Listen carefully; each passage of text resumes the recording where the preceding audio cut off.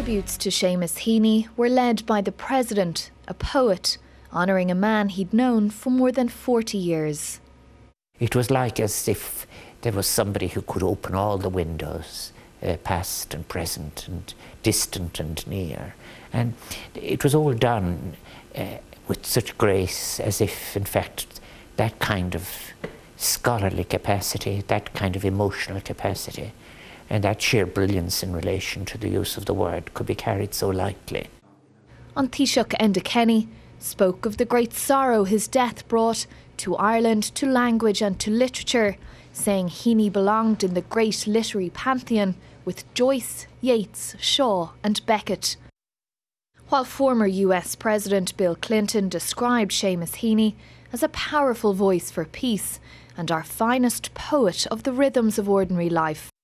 The statement echoed the message President Clinton had delivered when Seamus Heaney received a Lifetime Achievement Award 2 years ago. He said that no lyric ever stopped a tank, but he also knows better than anyone how poetry can help us to find our common humanity, inspire us to change, and to live up to our potential. Seamus, your poetry has been a gift to the people of Ireland and to the world, and it's been a gift to me. Heaney's humility and intense rare talent, remembered too by his fellow poets.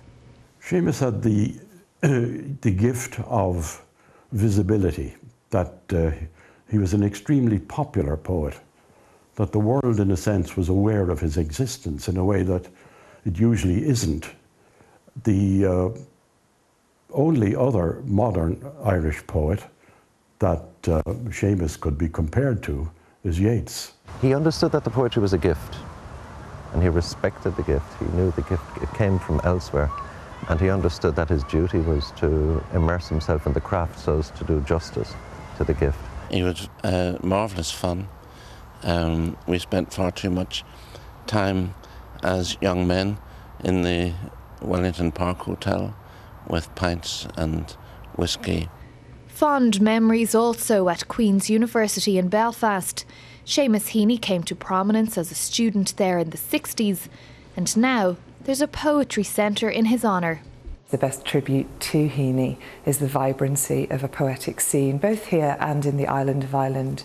Seamus Heaney hadn't lived in Derry for many years, but he retained close connections and will be buried there on Monday. Katrina Perry, RTE News.